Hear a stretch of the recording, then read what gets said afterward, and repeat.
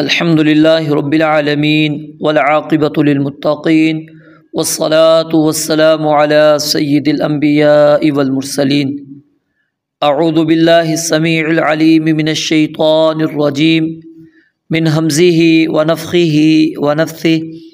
بسم اللہ الرحمن الرحیم۔ ان اللہ، بے شک اللہ تعالی، عالم، جاننے والا ہے، غیب السماوات والارض، آسمانوں کی اور زمین کی چھپی چیزیں، انہ، بے شک وہ، علیم بذات الصدور، خوب جاننے والا ہے سینوں کی بات کو۔ هو الذی، وہی ذات ہے جس نے، جعلکم، تمہیں بنایا، خلائف، جانشین، فی الارض، زمین میں، فمن کفر، پھر جس شخص نے کفر کیا، فعلیہ، پس اسی پر ہے، کفرہ، اس کا کفر، ولا یزید الکافرین، اور نہیں زیادہ کرتا کافروں کو، کفرہم، ان کا کفر،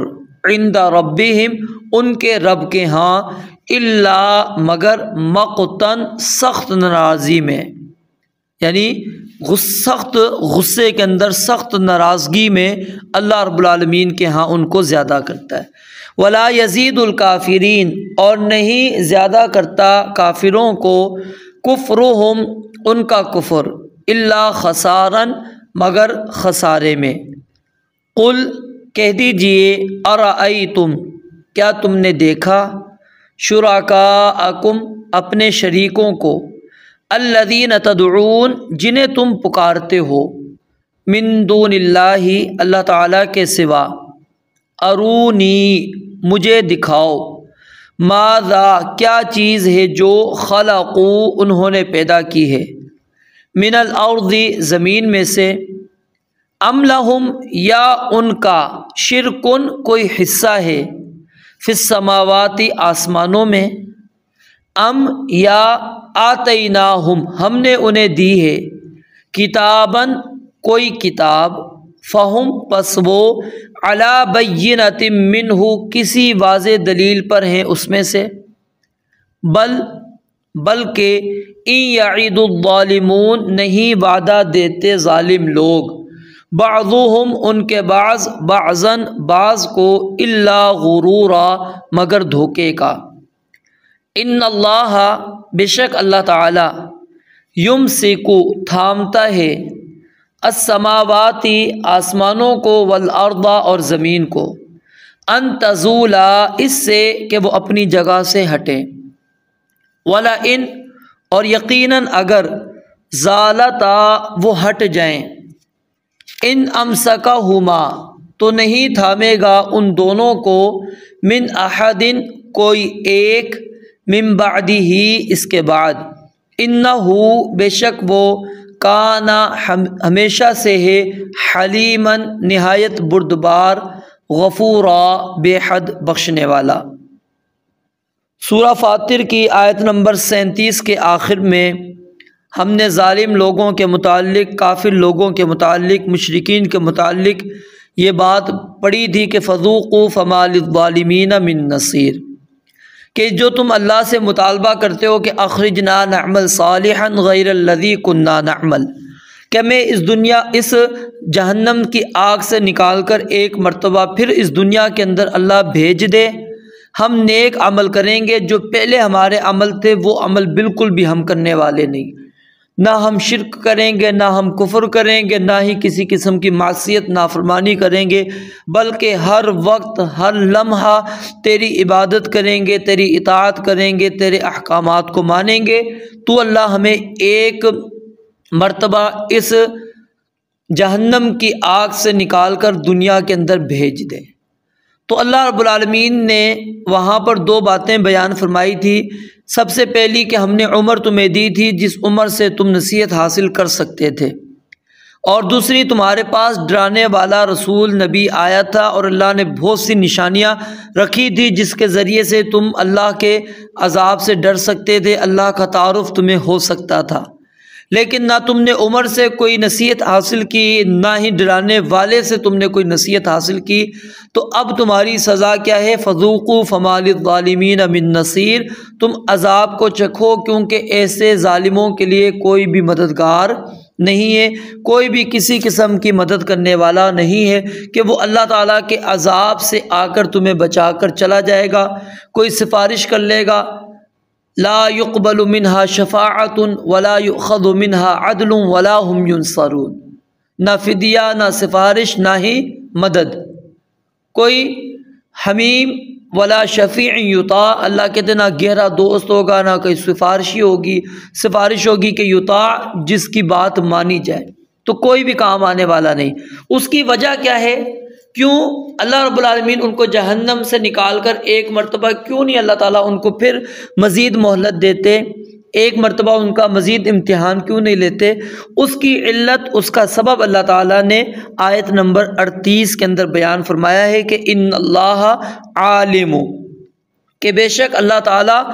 جاننے والا ہے کس چیز کو؟ غیب السماوات والارض، آسمان اور زمین کی جو پوشیدہ چیزیں ہیں ان کو اللہ رب العالمین اچھی طرح جانتا ہے۔ تو اس کے اندر اللہ تعالیٰ اس چیز کو بھی جانتا ہے کہ اگر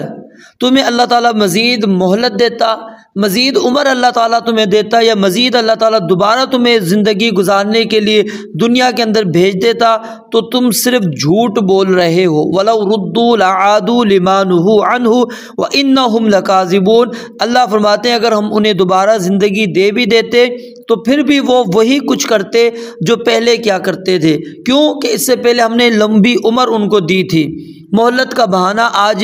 یہ جو ڈھونڈ رہے ہیں، آج یہ کام نہیں آنے والا، کیونکہ مہلت پہلے ملی ہوئی تھی۔ اللہ نے ان کے لیے نبی رسول مبعوث کیے تھے، بھیجے تھے،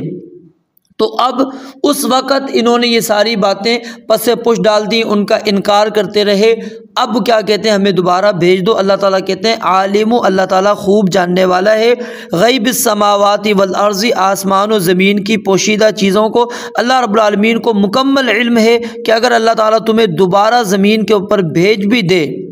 تو پھر یاد رکھو تم دوبارہ وہی کام کرو گے جو تم پہلے کرتے تھے، تم کوئی دوسرا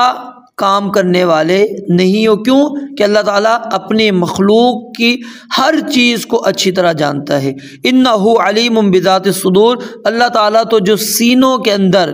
جو باتیں تم نے چھپائی ہوئی ہیں، ٹھیک ہے،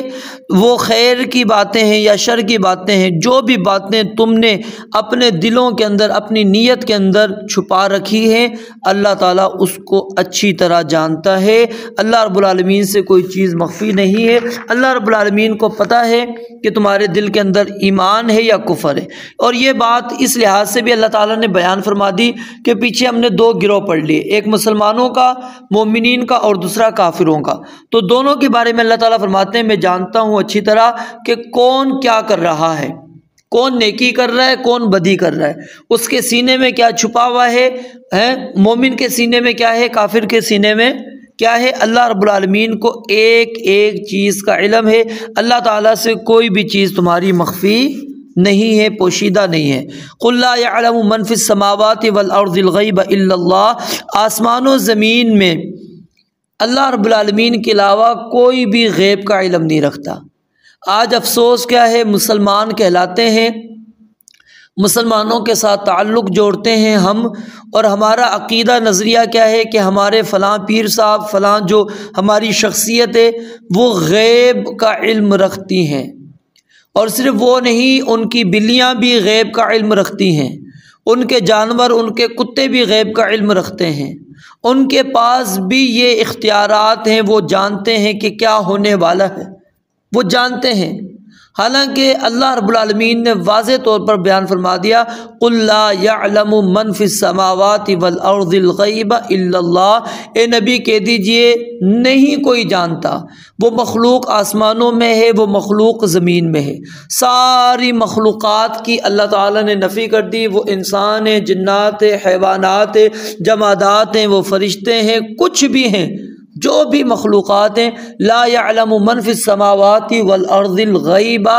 غیب کو کوئی بھی نہیں جانتا الا اللہ، مگر اللہ تعالیٰ ہے، وہی جانتا ہے، اللہ تعالیٰ کے علاوہ کوئی نہیں جانتا۔ اور نبی علیہ الصلوۃ والسلام کو اللہ تعالیٰ نے کہا واضح طور پر ان کو کہہ دو وَلَوْ كُنْتُ أَعْلَمُ الْغَيْبَ لَاسْتَكْثَرْتُ مِنَ الْخَيْرِ، کہ اگر تم میرے متعلق یہ سمجھتے ہو کہ میں بھی غیب کا علم رکھتا ہوں، میں جانتا ہوں کہ مستقبل میں کیا ہوگا، ماضی میں کیا ہوا ہے، آئندہ کیا ہونے والا ہے، میں ساری چیزوں کا عالم، ما کان و ما یکون، جو کچھ ہو گیا، جو کچھ ہونے والا ہے، سب کچھ کا مجھے علم ہے۔ اگر کوئی بندہ میرے متعلق یہ عقیدہ، یہ نظریہ رکھتا ہے تو ان کو اے نبی علیہ الصلوۃ والسلام آپ واضح طور پر کہہ دیں وَلَوْ كُنْتُ أَعْلَمُ الْغَيْبَ لَاسْتَكْثَرْتُ مِنَ الْخَيْرِ، تو میں اپنے لیے بہت ساری خیر کو، بھلائیوں کو جمع کر لیتا۔ وما مسنی السوء، اور مجھے کبھی بھی نہ کوئی بیماری آتی، نہ تکلیف آتی۔ جنگ احد کے اندر آپ علیہ الصلوۃ والسلام کے دندان مبارک شہید نہ ہوتے،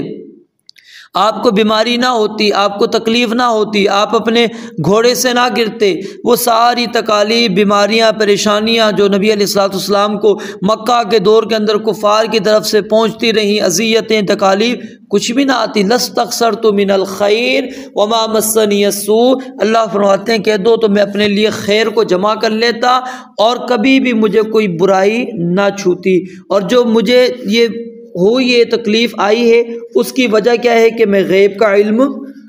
نہیں رکھتا۔ اور اسی طرح دوسری جگہ پر فرمایا قُلْ لَا أَقُولُ لَكُمْ عِنْدِي خَزَائِنُ اللَّهِ وَلَا أَعْلَمُ الْغَيْبَ وَلَا أَقُولُ لَكُمْ إِنِّي مَلَكٌ، کہتے ہیں اے نبی آپ کہہ دیجئے میں تمہارے لیے یہ بات نہیں کہتا کہ میرے پاس اللہ کے خزانے ہیں، نہ ہی میں تمہیں یہ کہتا ہوں کہ میں غیب کا علم رکھتا ہوں۔ تو اللہ کے نبی علیہ الصلوۃ والسلام کی زبانی اللہ تعالیٰ نے خود اس چیز کی نفی کروا دی کہ آپ غیب کا علم نہیں رکھتے، اور قرآن اور حدیث کی بے شمار دلیلیں موجود ہیں اس چیز کے اوپر جو اس عقیدے، اس نظریے کو ثابت کرتی ہیں کہ آپ علیہ الصلوۃ والسلام عالم ما کان و ما یکون نہیں ہیں، آپ غیب کا علم نہیں رکھتے۔ لا املک لکم ضرا ولا رشدا قل انی لن یجیرنی من اللہ احد ولن اجد من دونہ ملتحدا۔ ٹھیک ہے، اب غیب کا علم کون رکھتا ہے؟ اللہ تعالیٰ۔ عالم الغیب فلا یظہر علی غیبہ احدا الا من ارتضی من رسول فانہ یسلک من بین یدیہ ومن خلفہ رصدا لیعلم ان قد ابلغوا رسالات ربہم واحاط بما لدیہم واحصی کل شیء عددا۔ تو یہ عقیدہ انسان کا ہونا چاہیے، یہی نظریہ انسان کا ہونا چاہیے کہ اللہ رب العالمین کے علاوہ کائنات کے اندر کوئی بھی وہ چاہے فرشتے ہیں، چاہے وہ انبیاء اور رسل ہیں، چاہے وہ اولیاء ہیں، اتقیاء ہیں، مؤمنین ہیں، صالحین ہیں، شہداء ہیں،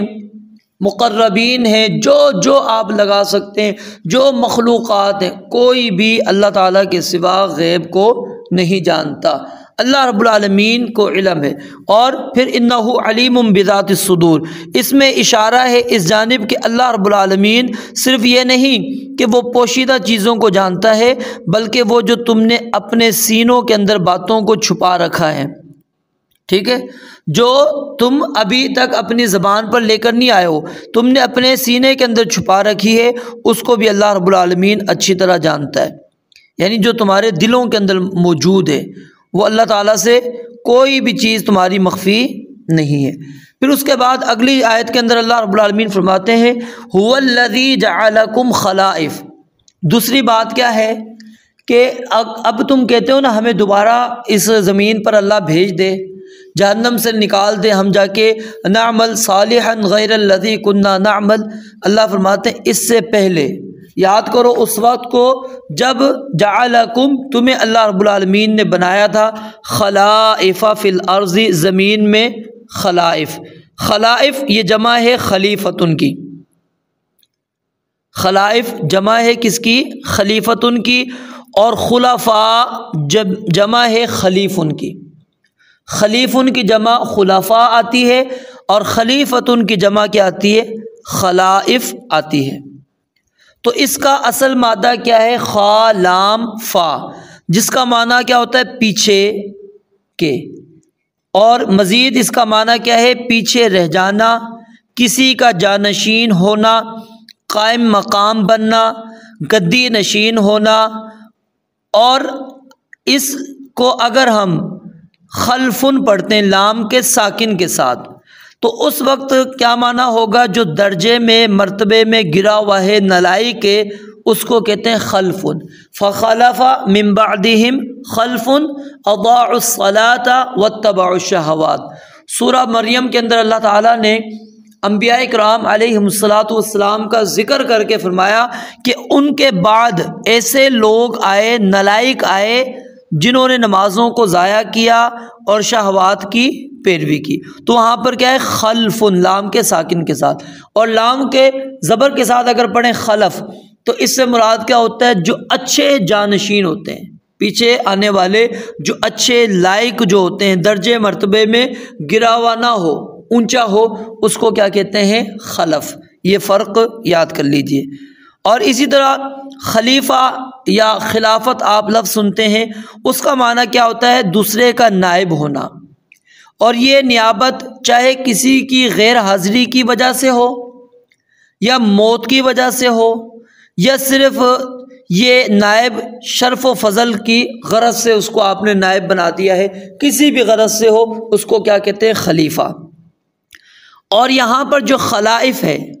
اس سے مراد کیا ہے؟ پہلی نسل کے بعد ان کی جانشین نسل،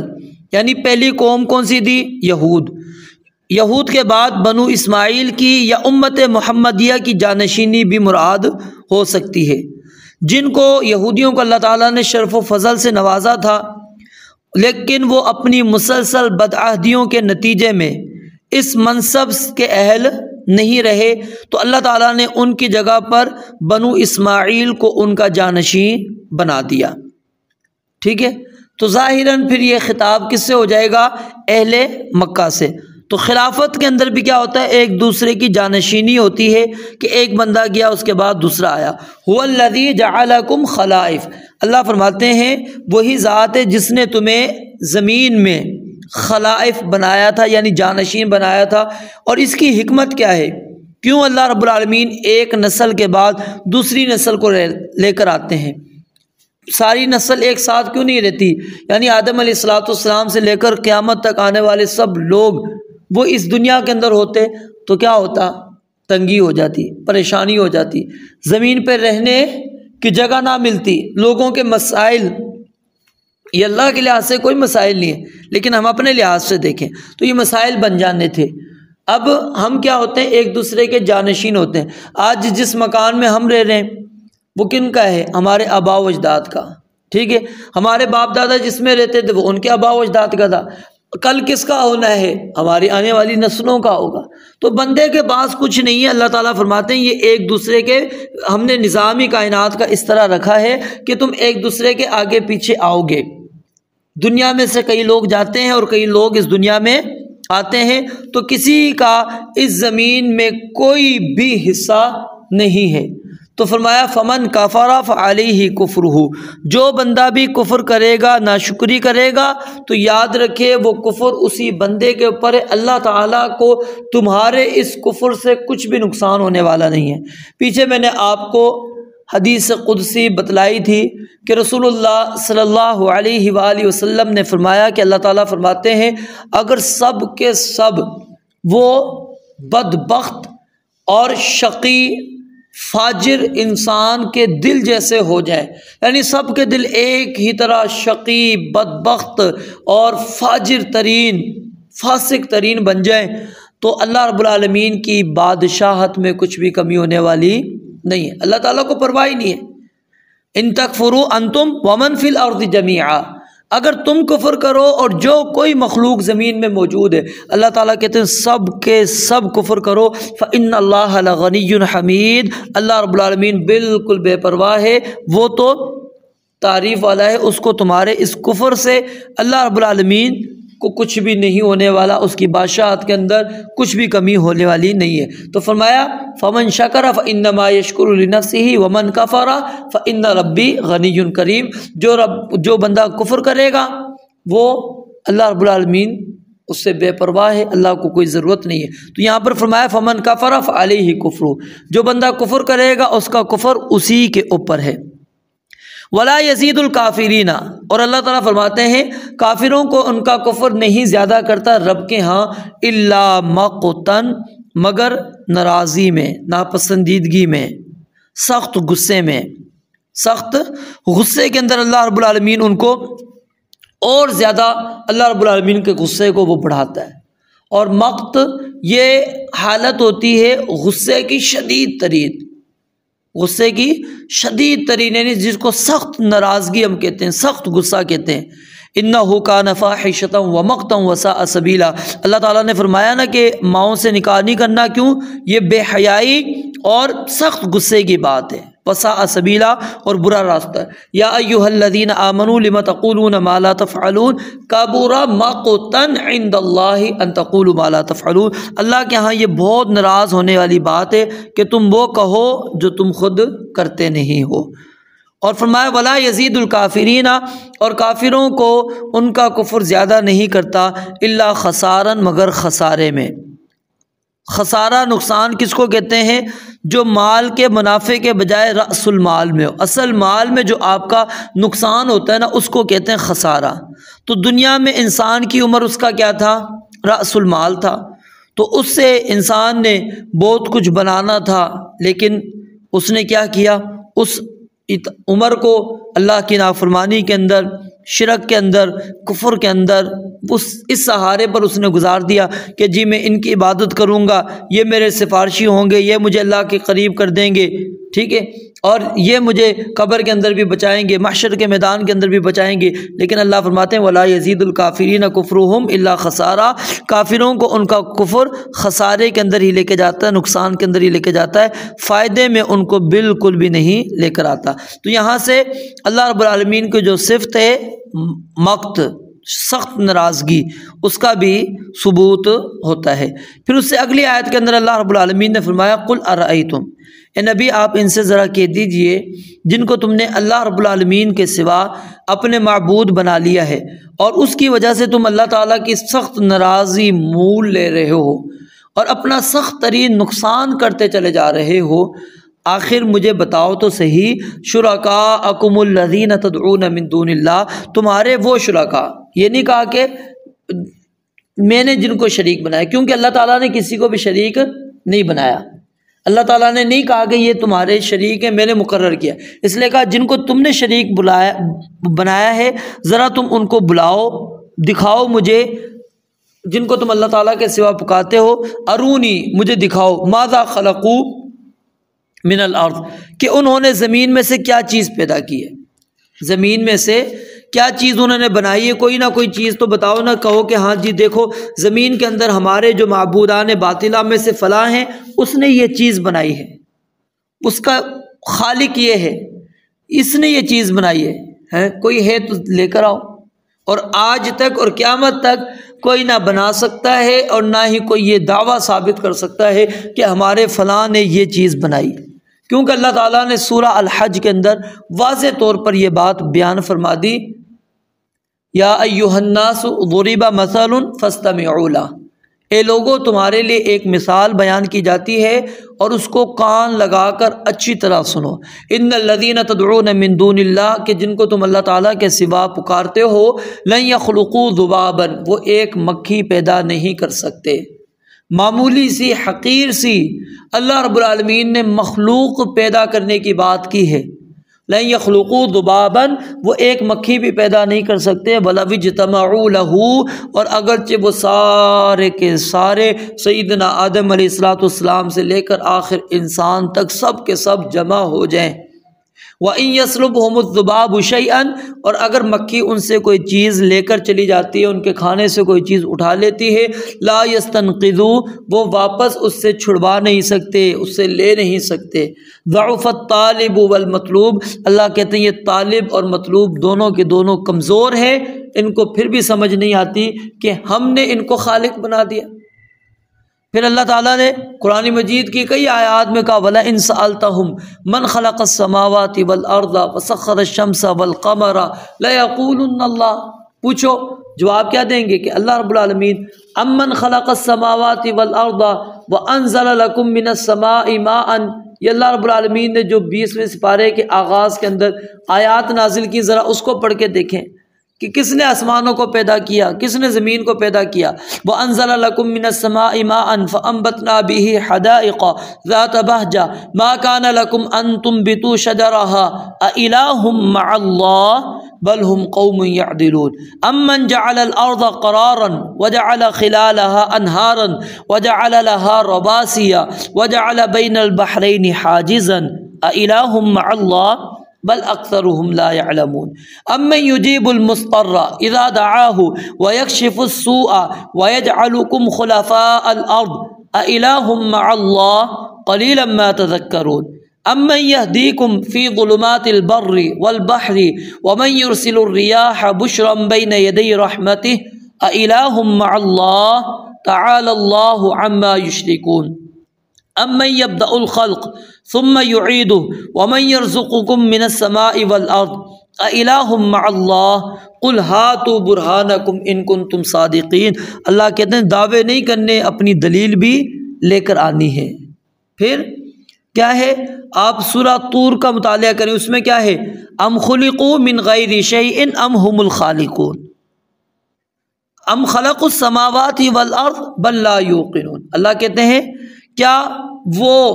انہوں نے آسمانوں کو اور زمینوں کو پیدا کیا ہے بلکہ وہ یقین نہیں رکھتے۔ ام عندهم خزائن ربک ام هم المسیطرون ام لهم سلم یستمعون فیہ فلیأت مستمعهم بسلطان مبین۔ الغرض قرآن مجید کی کئی آیات ہیں جو اس بات پر دلالت کرتی ہیں، اور اسی طرح اللہ رب العالمین نے اسی طرح کی ملتی جلتی بات جو سورہ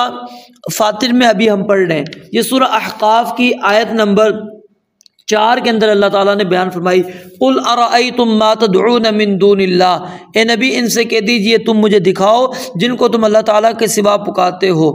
ارونی مجھے دکھاؤ ماذا خلقوا من الارض، انہوں نے زمین میں سے کیا چیز پیدا کی ہے، ام لہم شرک فی السماوات، یا ان کے لیے کوئی شراکت ہے آسمانوں میں، ایتونی بکتاب من قبل ھذا، اس سے پہلے میرے پاس کوئی کتاب لے آؤ، او اثارۃ من علم، یا کوئی علم سے نقل شدہ کوئی چیز ہو وہ لے کر آ جاؤ، ان کنتم صادقین، اگر تم اپنے دعوے کے اندر سچے ہو کہ ان کو پیدا کرنے والے ہمارے فلاں فلاں ہیں، انہوں نے پیدا کیا ہے، تو اللہ رب العالمین فرماتے ہیں ان کو کہو ذرا لے کر آؤ، ذرا لے کر تو آؤ۔ اب قیامت تک کوئی چیز نہیں لے کر آئیں گے، تو اس لیے فرمایا ارونی مجھے دکھاؤ، ماذا خلقوا من الارض، کیا پیدا کیا انہوں نے، ام لہم شرکن، یا ان کے لیے کوئی شراکت ہے، ان کے لیے کوئی شراکت ہے آسمان کے بنانے میں، حکومت کے چلانے کے اندر، نظام چلانے کے اندر کوئی نہ کوئی ان کی کوئی شراکت ہے، بتاؤ، دکھاؤ مجھے، بتاؤ نہ ہے۔ ام آتیناہم کتابا، یا پھر اللہ تعالیٰ فرماتے ہیں ہم نے کوئی کتاب نازل کی ہے جس کے اندر ہم نے یہ بات کہی تھی کہ جی یہ تمہارے معبود ہیں، میرے سوا ان کو تم نے پکارنا ہے، کوئی میں نے کتاب نازل کیا، ماتیناہم کتابا فہم علی بینۃ من، تو اللہ کہتے ہیں وہ اس واضح دلیل کے اوپر موجود ہیں، بتاؤ کوئی ہے تو لے کر آؤ۔ 3 چیزیں یعنی بیان پر اللہ تعالیٰ نے پوچھا، ایک زمین کو کیا انہوں نے پیدا کیا، زمین میں کوئی ایسی چیز ہے جو بنائی،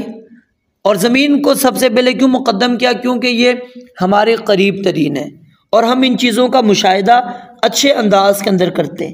ایک ایک چیز کو ہم دیکھتے ہیں، غور و فکر کر سکتے ہیں، ہم بات کو سمجھ سکتے ہیں۔ آسمان ہم سے تھوڑا سا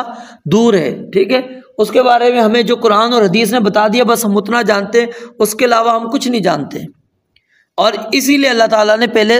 کیا ہے زمین کا ذکر کیا، پھر اللہ تعالیٰ فرماتے ہیں کتاب۔ اب قرآن آج بھی موجود ہے، آج بھی قرآن مجید موجود ہے، کوئی سی ایک آیت کوئی بھی بندہ یہ بتا دے کہ جس کے اندر اللہ تعالیٰ نے کہا کہ یہ لات تھے یا منات تھے یا عزا تھا، یہ فلاں تھا، یہ فلاں تھا، یا رسول اللہ صلی اللہ علیہ وسلم یا جبریل امین، یا پھر جو ہے نوح علیہ السلام، ابراہیم علیہ السلام، کوئی بھی کسی کے بارے میں اللہ تعالیٰ نے کہا کہ ان کی تم نے عبادت کرنی ہے، کوئی کتاب لے کر آؤ، بینۃ من، واضح دلیل لے کر آؤ نا۔ آج معاشرے کے اندر ہم نظر دوڑا کر جب دیکھتے ہیں تو لوگ اسی طرح ایک باطل پر جمے ہوئے ہیں اور اس باطل کو چھوڑنے کے لیے تیار نہیں، جو حق پر موجود ہے اس کو غلط کہتے ہیں، اور ان کو اگر سمجھایا جائے تو بات سمجھنے کے لیے تیار بھی نہیں ہوتے۔ تو اللہ رب العالمین فرماتے ہیں جس چیز پر تم کھڑے ہو اس کے اوپر ذرا تم دلیل تو دیکھو، کیا دلیل موجود ہے یا نہیں ہے۔ اللہ کی ناراضگی ایسی مول لیتے چلے جا رہے ہو، ایسے ہی اللہ رب العالمین سے اللہ رب العالمین کی ناراضگی تو اپنے منہ لے رہے ہو، اور تم اپنے آپ کا نقصان ہی کرتے چلے جا رہے ہو، کچھ نہیں فائدہ ملنے والا تمہیں۔ فرمایا بل ان یعد الظالمون، اللہ فرماتے ہیں بلکہ وجہ یہ ہے کہ ان کے پاس کوئی دلیل نہیں، کوئی شراکت نہیں، کچھ بھی نہیں لا سکتے۔ اصل میں کیا ہے، ظالم لوگ ایک دوسرے کو وہ کیا ہے، دھوکے کے سوا کچھ نہیں دیتے، بس جھوٹی دلیلیں، جھوٹے دعوے اور جھوٹ بول بول کر لوگوں کو مطمئن کرتے ہیں۔ آج بھی اتنا ہو گیا ہے کہ کتنی من گھڑت قصے کہانیاں آپ واعظین سے سنیں گے، ممبر پر بیٹھ جاتے ہیں اور واعظ و نصیحت کے نام پر ایسے جھوٹ کہ جی شیخ عبد القادر جیلانی رحمۃ اللہ علیہ نے یہ کیا، فلاں پیر صاحب نے یہ کیا، فلاں نے یہ کیا، فلاں نے یہ کیا، جی انہوں نے کہا جی میری کمر پہ یہ جو چھلا ہوا نظر آ رہا ہے میں نے کشتی کو پار لگا دیا، 12 سال سے ڈوبی ہوئی تھی، یہ تھا وہ تھا، ہے روحوں کو چھڑوا دینا، یہ ساری قصے کہانیاں جھوٹ اور ایسے دلیری کے ساتھ بیان کرتے ہیں کہ اللہ کا ڈر اور خوف بھی نہیں آتا کہ ہم کہاں پر بیٹھ کر یہ کر رہے ہیں۔ اللہ کہتے ہیں ہے مانتے ہو، چلو ہم مان لیتے ہیں تمہاری یہ بات سچی ہے، تو ذرا دکھاؤ تو صحیح نا کہ ان پیر صاحب کے پاس اتنی قدرت ہے تو انہوں نے کیا چیز پیدا کی تھی، بتاؤ، لے کر آؤ۔ آسمان میں کوئی شراکت، کوئی حصہ ہے جو اتنی بڑی تم باتیں کرتے ہو، منکر نکیر نعوذ باللہ ہیں، ان سے وہ قبر کے اندر وہ سوال کرنے آئے تو ان کو لاجواب کروا کے واپس بھیج دیا کہ جی کیا ہے، جی ہمارا دھوبی تھا، روحوں کو چھین لیا ملک الموت سے، روحوں کا وہ تھیلا چھینا، چھڑوا دیا، ساری روح چھڑوانے ایک عائد ہے، ساری روحوں کو واپس بھجوا دیا۔ یہ کیا عقائد ہیں، کیا نظریات ہیں، اور یہ کون کہلاتا ہے؟ مسلمان۔ مسلمان کہلاتا ہے اپنے آپ کو، اور مسلمان کہلانے کے بعد وہ ایسے شرکیہ کفریہ عقائد نظریات اس کی ترویج کر رہا ہے مسلمانوں کے اندر، اور اللہ رب العالمین کے ساتھ شریک بنا رہا ہے۔ وَإِذَا ذُكِرَ اللَّهُ وَحْدَهُ اشْمَأَزَّتْ، اللہ کہتے ہیں جب ان کے سامنے اکیلے اللہ کا ذکر کرتے ہیں تو کیا کہتے ہیں، جی یہ تو گستاخ ہیں، یا اولیاء اللہ کو نہیں مانتے، ان کی شانوں کو نہیں مانتے، ان کی کرامات کو نہیں مانتے، یہ تسلیم ہی نہیں کرتے۔ اور وَإِذَا ذُكِرَ الَّذِينَ مِن دُونِهِ إِذَا هُمْ يَسْتَبْشِرُونَ، جب غیر اللہ کا تذکرہ ہوتا ہے خوش ہوتے ہیں۔ ہمیں اپنا جائزہ لینا چاہیے۔ اللہ کہتے ہیں کوئی دلیل ہے تو لے کر آؤ۔ فَهُمْ عَلَى بَيِّنَةٍ مِّن، یہود و نصارہ وہ بھی اسی زعم، اسی خیالوں کے اندر رہے کہ نحن ابناء اللہ وَأَحِبَّاؤُهُ، ہم اللہ کے بیٹے ہیں، ہم اللہ کے محبوب ہیں۔ لن تمسنا النار الا ایاما معدودہ، ہم گنتی کے 7 دن جہنم میں جائیں گے بس، پھر جہنم ہمارے لیے نہیں ہے۔ لن يدخل الجنۃ الا من کان ہودا او نصارا، جنت صرف ہمارے لیے اللہ تعالیٰ نے بنائی ہے، یہودی ہے عیسائی، جنت ہمارے لیے، ہم اللہ کے محبوب ہیں، ہم اللہ کے برگزیدہ ہیں، اللہ نے ہم پر یہ انعامات کیے، یہ احسانات کیے۔ کیا ان کو یہ ساری چیزیں فائدہ دے گی؟ اللہ نے کیا قل ہاتوا برہانکم ان کنتم صادقین، اگر تم سمجھتے ہو جنت میں تم جاؤ گے، اگر تم سمجھتے ہو لن تمسنا النار الا ایاما معدودہ، قل اتخذتم عند اللہ عہدا، اللہ سے کوئی وعدہ لے کر آئے ہو، ام تقولون علی اللہ ما لا تعلمون، یا اللہ پر جھوٹ کر رہے ہو، کوئی لے کر آؤ نا دلیل۔ آج بھی ہمیں اس چیز پر غور کرنا چاہیے۔ فہم علی بینۃ من، اللہ کہتے ہیں اگر ہے تو دلیل کے اوپر ہے، اور دلیل ہے تو لے کر آؤ، نہیں ہے تو پھر مان لے کہ ہم غلط کام کر رہے ہیں، شرک کر رہے ہیں، کفر کر رہے ہیں اور مسلمان کہلاتے ہیں۔ اور اللہ فرماتے ہیں صرف کیا ہے، ظالموں نے وہ ایک دوسرے کو دھوکہ دیا ہے کہ جی یہ تمہیں نفع پہنچاتے ہیں، یہ تمہیں نقصان سے بچاتے ہیں، تمہیں یہ اس وقت کام آئیں گے، تمہیں یہ اس وقت کام آئیں گے، تمہاری جو پریشانی تکلیف دور ہوئی ہے اس وجہ سے دور ہوئی ہے، دیکھو پہلے تمہیں اولاد نہیں ہوتی تھی، تم اتنا عرصے تک تم اللہ سے مانگتے رہے، تمہیں اولاد نہیں ملی، جیسے ہی تم اس کے پاس آئے، قبر والے کے پاس، صاحب قبر سے تم نے مانگا، تمہیں دیکھو اولاد ہو گئی اگلے سال، تمہیں بیماری سے ڈاکٹروں کو دکھا دکھا کے تم تھک گئے تھے، اللہ سے دعائیں کر کر کے کے تھک گئے تھے، کوئی تمہیں شفا نہیں ملی، یہاں پر تم آئے تمہیں شفا مل گئی، تمہیں صحت مل گئی، تمہاری بیماری ٹھیک ہو گئی، تمہارا یہ ہو گیا وہ ہو گیا۔ فرمایا کہ اس طرح کی وہ دھوکے دیں گے، اور یہ شیطان یاد رکھیے وَزَيَّنَ لَهُمُ الشَّيْطَانُ أَعْمَالَهُمْ فَصَدَّهُمْ عَنِ السَّبِيلِ، اللہ فرماتے ہیں شیطان نے ان کے عملوں کو ان کے لیے مزین کر دیا ہوتا ہے۔ سوء اعمالہم، ان کے برے عملوں کو، افمن زین لہ سوء عملہ فرآہ حسنا، یہ آیت ہم پڑھ کر آئے اس صورت میں کہ مزین کر دیا جائے اس کے لیے اس کا برا عمل، وہ انسان اس کو اچھا سمجھتا ہے، شیطان کیا خوبصورت بنا کر پیش کرتا ہے۔ اور یہ شیطان آج یعدہم ویمنیہم وما یعدہم الشیطان الا غرورا، اللہ کہتا ہے وہ ان کو وعدے بھی دلاتا ہے، ان کو امید خواہشات بھی پیدا کرتا ہے، ان کے اندر جگاتا ہے ان کے اندر، اور اللہ کہتے ہیں شیطان کا دھوکے کے سوا کوئی وعدہ نہیں ہے۔ ٹھیک ہے، الشیطان یعدکم الفقر ویأمرکم بالفحشاء واللہ یعدکم مغفرۃ منہ وفضلا، اللہ کہتے ہیں وہ تمہیں فقیری، بے حیائی اور اس کا وعدہ کرتا ہے، اس کی تمہیں کیا نام ہے وعدے دلواتا ہے کہ تم ایسا کرو گے تو یہ ہو جائے گا، وہ کرو، فحاشی اور ریانی کرو۔ اور شیطان قیامت والے دن کیا کہے گا؟ وقال الشیطان لما قضی الامر ان اللہ وعدکم وعد الحق، اللہ کا وعدہ سچا وعدہ تھا، ووعدتکم فاخلفتکم، میں نے بھی وعدے کیے تھے وہ وعدے جھوٹے ہیں، میں آج مخالفت کرتا ہوں۔ پھر سورہ صبا کے اندر آپ پورا پڑھ کر آگئے، تفصیل کے ساتھ میں نے آپ کو بتلایا بھی وہاں پر بھی کہ وہ جن کی آج عبادت کرتے ہیں وہ سب کے سب کیا انکار کریں گے، کیا کہیں گے؟ اللہ ان کو ڈبل عذاب دے، ربنا آتیہم ضعفین من العذاب ولعنہم لعنا کبیرا، ان کو لعنت کر پڑی، لکل ضعف ولکن لا تعلمون، استبرأ الذین اتبعوا، قرآن مجید بھرا پڑا ہے اس چیز کے اندر، لیکن اگر پھر بھی میں نہ سمجھوں تو اس کے اندر میری اپنی کوتاہی ہے، مجھے ان آیات کا مطالعہ کرنا چاہیے، پڑھنا چاہیے اور اپنی عقل کو استعمال کرنا چاہیے۔ دلیل ہے تو مانوں، نہیں ہے تو پھر میں اللہ کے ساتھ کیوں شریک بناتا ہوں؟ پھر آگے اللہ رب العالمین نے فرمایا ان اللہ یمسک السماوات والارض ان تزولا، کہ بے شک اللہ تعالیٰ ہی وہ ذات ہے، تمہارے شریکوں کے اندر کوئی حال نہیں ہے، ٹھیک ہے، نہ وہ کسی چیز کے خالق ہیں، نہ ہی آسمانوں میں ان کا کوئی حصہ ہے، وہ تو اپنے آپ کو بھی بیچارے سنبھال نہیں سکتے، اور اللہ رب العالمین نے اس کائنات کو بنایا بھی، اس کائنات کا نظام چلا رہا بھی ہے، اور یہ آسمان و زمین تم دیکھ رہے ہو یہ اپنی جگہ پر موجود ہیں، برقرار ہیں، کبھی بھی آپس میں ٹکرائے نہیں، کبھی بھی ان کی آپس میں جو ہے نا مڈ بھیڑ نہیں ہوئی، ایسا نہیں ہوا کہ وہ سیارے آپس میں تیز رفتاری کی وجہ سے وہ آپس میں ٹکرا گئے ہوں اور پھر وہ کیا نام ہے نظام درم برم ہو گیا ہو۔ پورے نظام شمسی کو جو ہے وہ 20 کلومیٹر فی سیکنڈ کی رفتار سے وہ حرکت کر رہا ہے، لیکن اس کی باوجود کوئی سیارہ کسی سے نہیں ٹکرا رہا، اور ان کی رفتار میں کوئی فرق بھی نہیں آ رہا، کوئی بھی اپنا رخ مدار کا نہیں بدل رہا۔ یہ پورا نظام اس بات کا ثبوت ہے کہ اس کا کوئی خالق ہے، اس کا چلانے والا کون ہے، اور وہ اللہ تعالیٰ ہے۔ لو کان فیہما آلہۃ الا اللہ لفسدتا، اگر اللہ تعالیٰ کے سوا کوئی اور بھی الہ ہوتا تو اللہ تعالیٰ فرماتے ہیں یہ کائنات کا نظام نہیں چل سکتا تھا۔ ہاں ایک اس کے اندر موضوع من گھڑت روایت، اسرائیلی روایت پیش کی جاتی ہے، سیدنا موسیٰ علیہ السلام کے حوالے سے مفسرین اس کی تفسیر کے اندر نقل کر دیتے ہیں کہ جی ان کو ایک دفعہ خیال آیا کہ اللہ تعالیٰ نے یہ آسمان و زمین کو کیسے تھاما ہوا ہے، کہ اللہ تعالیٰ سوتے نہیں ہیں، یہ آپس میں ٹکراتے کیوں نہیں؟ تو 2-3 دن فرشتوں نے ان کو جگا کر رکھا، سونے نہیں دیا، اس کے بعد 2 شیشیاں ان کے ہاتھ میں دے دیں بوتلیں، اور ان کو کہا کہ ذرا پکڑو، اور ان کو جب نیند آئی تو وہ آپس میں ٹکرا گئیں، ٹوٹ گئیں، تو انہوں نے کہا کہ ہاں واقعی مجھے اب سمجھ میں آ گئی کہ اللہ تعالیٰ نہیں سوتے، لیکن یہ واقعہ بالکل من گھڑت قصہ کہانی ہے، اسرائیلی روایت ہے، تو اس لیے اس کو بیان کرنے کا صرف اور صرف یہی مقصد تھا کہ اگر آپ کہیں پر یہ روایت پڑھیں تو اس کے بارے میں سمجھ لیں یہ موضوع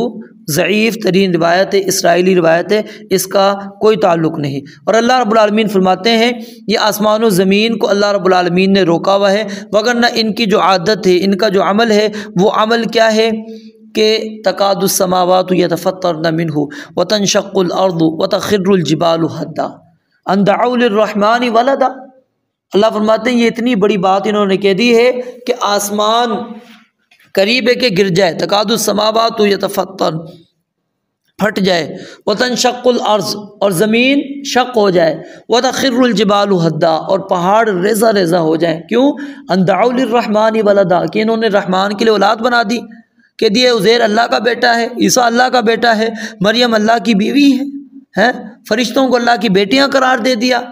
نبی علیہ الصلوۃ والسلام کو نور من نور اللہ کہہ دیا۔ اتنے بڑے کفریہ شرکیہ ان کی جملے کلمات، ان کے عقائد، ان کے نظریات، اللہ کہتے ہیں یہ اتنی بڑی باتیں ہیں کہ اللہ رب العالمین چاہتا یہ آسمان و زمین اس بات کی وجہ سے پھٹ جائیں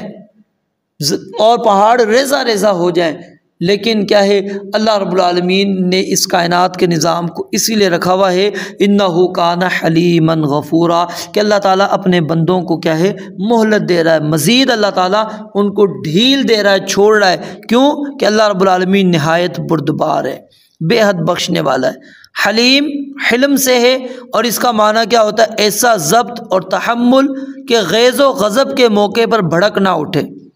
اور بعض نے اس کا معنی عقل کے بھی کیا ہے، اور بعض نے کہا ہے کہ دراصل حلم کے معنی ہوتا ہے متانت اور سنجیدگی، اور متانت بھی کس سے آتی ہے؟ عقل سے، تو اس لیے حلم کا لفظ بول کر عقل بھی مراد لیتے ہیں۔ تو امام راضی رحمۃ اللہ علیہ وہ اس کے بارے میں بیان فرماتے ہیں کہ عموماً کہا جاتا ہے کہ حلیم جو انتقام میں جلدی نہیں کرتا، مگر جو انتقام میں جلدی نہیں کرتا اور ارادہ رکھتا ہے کہ موقع آنے پر انتقام لوں گا، اسے حلیم نہیں، اسے حاقد کہتے ہیں، کینہ پرور۔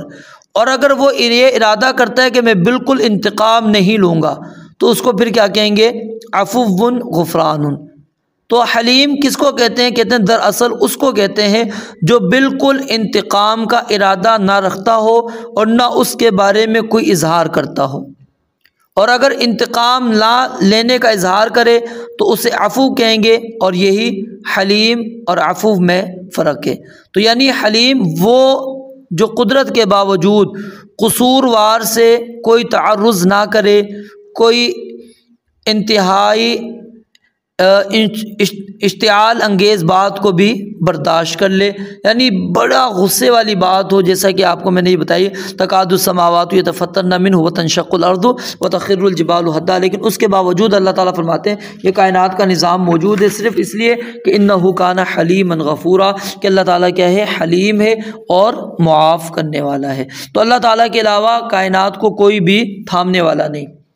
ٹھیک ہے۔ وَلَئِن زَالَتَا إِنْ أَمْسَكَهُمَا مِنْ أَحَدٍ مِّن بَعْدِهِ، اگر اللہ کہتے ہیں یہ اپنی جگہ سے ہٹ جاتے، کون ہے ان کو تھامتا؟ کوئی ہے اللہ کے بعد؟ وَمِنْ آيَاتِهِ أَن تَقُومَ السَّمَاءُ وَالْأَرْضُ بِأَمْرِهِ، یہ آسمان و زمین اللہ کے حکم سے قائم ہے، ٹھیک ہے۔ اللہ رب العالمین کے علاوہ کوئی اور ان کو قائم رکھنے والا نہیں ہے۔ تو خلاصہ کلام کیا ہے کہ اللہ رب العالمین کے سوا جن کو ہم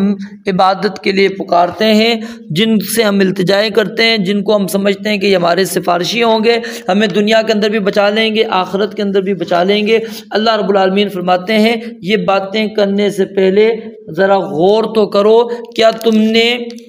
اللہ رب العالمین کے مد مقابل کوئی ان کی تخلیق دیکھی ہے؟ ارونی ماذا خلقوا من الارض، ٹھیک ہے تو مجھے دکھاؤ۔ اسی طرح ھذا خلق اللہ فارونی ماذا خلق الذین من دونہ، اللہ کہتے ہیں یہ میری تخلیق ہے جو تمہیں نظر آ رہی ہے۔ ماذا خلق الذین من دونہ، جو اس کے علاوہ ہے، وہ جو انہوں نے پیدا کیا ہے وہ کیا چیز ہے؟ ذرا کوئی بتائے تو صحیح۔ اگر آپ کو کائنات میں کوئی چیز نہیں ملتی اور آسمان میں کوئی شراکت ملتی ہے، کوئی بندہ کہے کہ جی شراکت ہے، یا اللہ تعالیٰ نے کوئی دلیل کوئی کتاب نازل کی اس کے اندر یہ بات موجود ہے، نہیں ہے، تو پھر انسان اس طرف کیوں جاتا ہے؟ وہ کیوں نہیں شرک کو چھوڑتا؟ کیوں نہیں کفر کو چھوڑتا؟ کیوں نہیں اللہ کی فرمانی کو، بغاوت کو کیوں نہیں چھوڑتا؟ تو انسان کو غور کرنا چاہیے، یہ دنیا دارالعمل ہے، یہاں پر اللہ تعالیٰ نے ہمیں مہلت دی ہوئی ہے، اور اتنی مہلت اللہ تعالیٰ نے ہمیں دی ہوئی ہے، ہم گناہ بھی کرتے ہیں، نافرمانیاں بھی کرتے ہیں، پھر بھی اللہ تعالیٰ ہمارا مواخذہ نہیں کرتے، ہماری پکڑ نہیں کرتے، اور اللہ تعالیٰ ہمیں چھوڑ کے رکھتے ہیں، اور اللہ تعالیٰ ڈھیل دے کے رکھتے ہیں، شاید کہ انسان پلٹ آئے، معافی مانگ لے۔ اور اگر بندہ معافی مانگتا ہے تو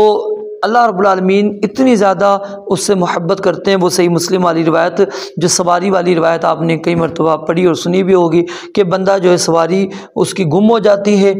ٹھیک ہے، اڑتا ہے، جنگل کے اندر موجود ہے، وہاں دور تک کچھ بھی نہیں ہے، بندہ پریشان، پھر تھک ہار کر بندہ لیٹ جاتا ہے دوبارہ، اب موت کا انتظار کرتا ہے کہ کچھ بھی میرے پاس موجود نہیں ہے، پھر دوبارہ آنکھ کھلتی تو دیکھتا ہے وہ ساری چیزیں اسی طرح بعینی ہی اس کے پاس موجود ہیں، تو اس وقت پھر وہ کیا کرتا ہے؟